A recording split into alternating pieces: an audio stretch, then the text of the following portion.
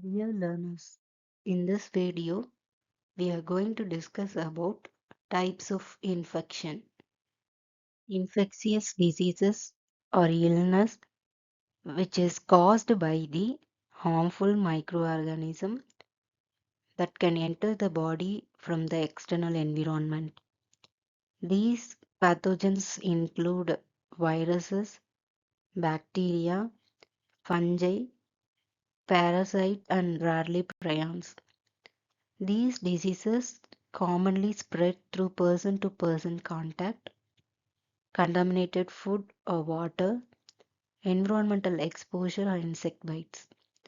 Example of these infectious diseases, which include respiratory infections like common cold, influenza, and COVID-19, gastrointestinal infection, and sexually transmitted infection, fungal infections like athlete food. Non-infectious diseases. In contrast to the infectious diseases, non-infectious diseases are not caused by pathogen. Instead, they arise from genetic factor, lifestyle, anatomical differences or aging, conditions like cancer, diabetes, congestive heart failure, and Alzheimer diseases.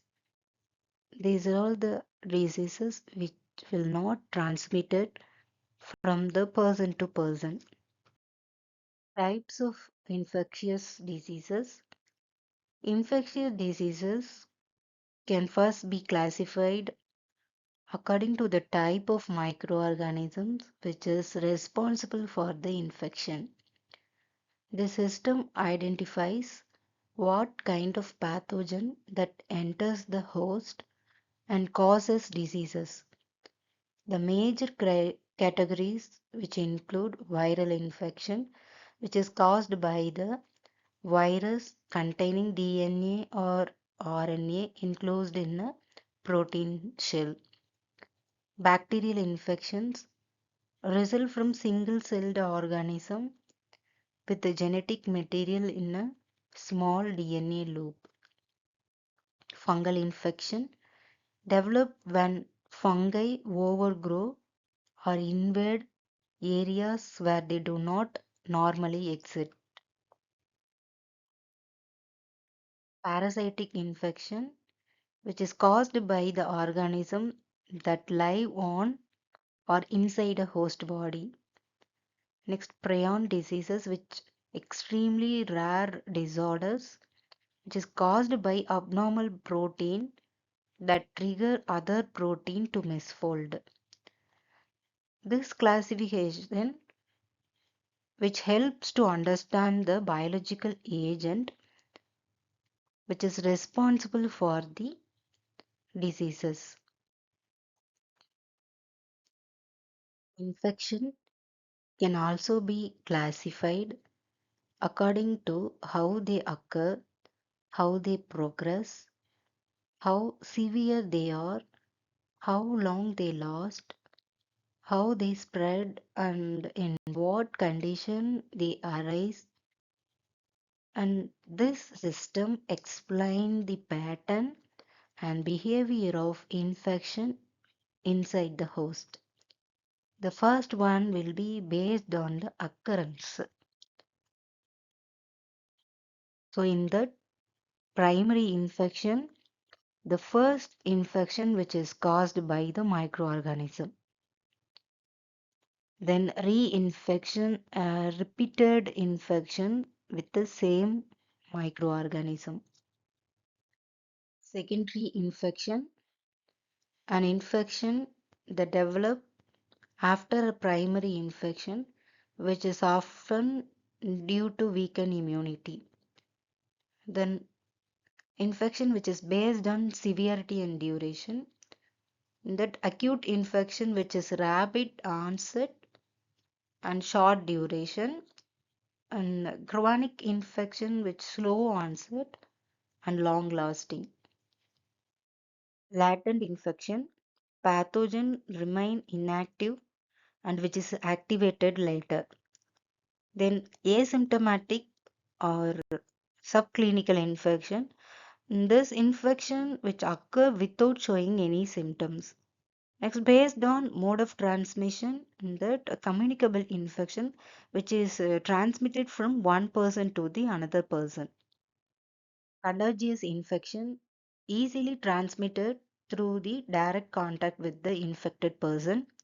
Non-communicable infection which is not transmitted from the person to person.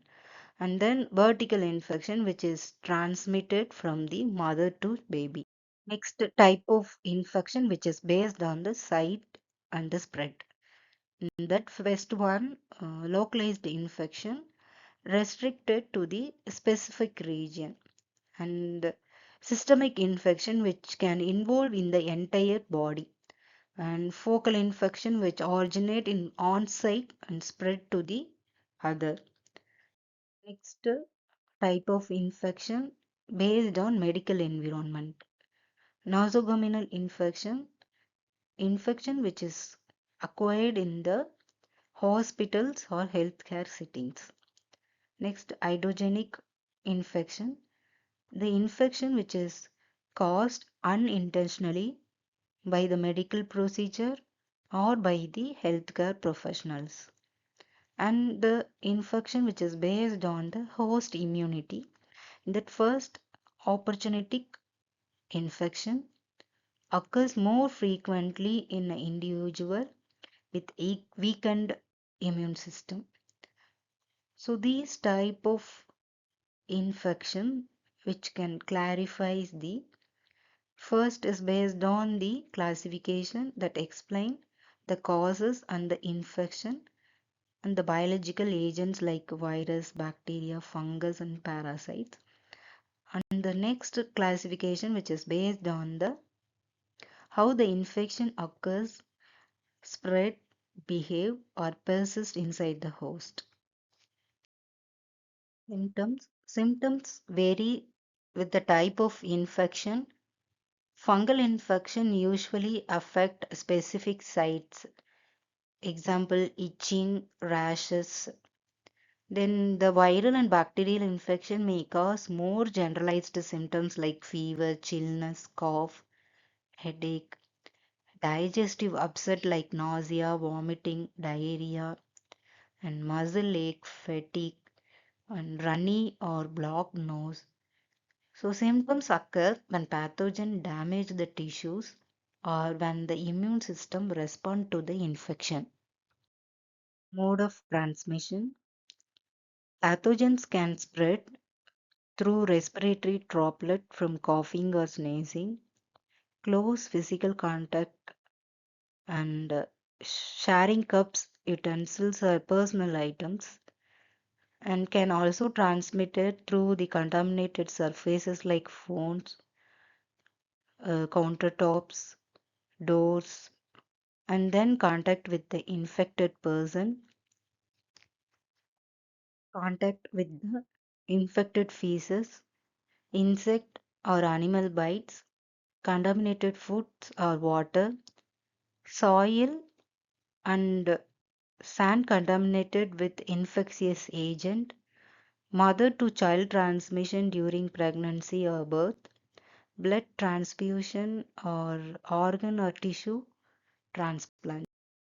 Anyone can acquire an infectious disease, but the risk is higher in the people who have a very weakened immune system due to cancer, HIV, or immunosuppressive drug, and pregnant women, and the older than 60 years people, and those who are working in the healthcare department, and those who are live or traveling to the tropical region, and the children under 5 years due to the immature immune system.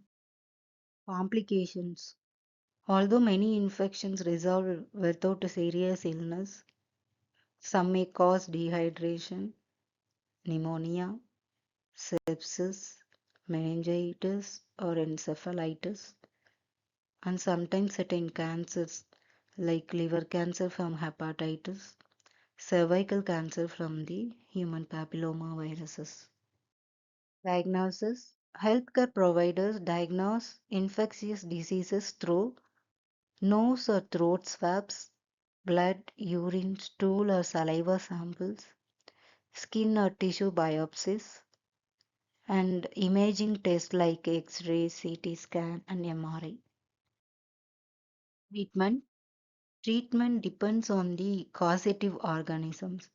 Example, like if bacterial infection, there will be antibiotics, and viral infection, antiviral drug, symptomatic management, and then fungal infection, antifungal cream, lotions, or oral medication.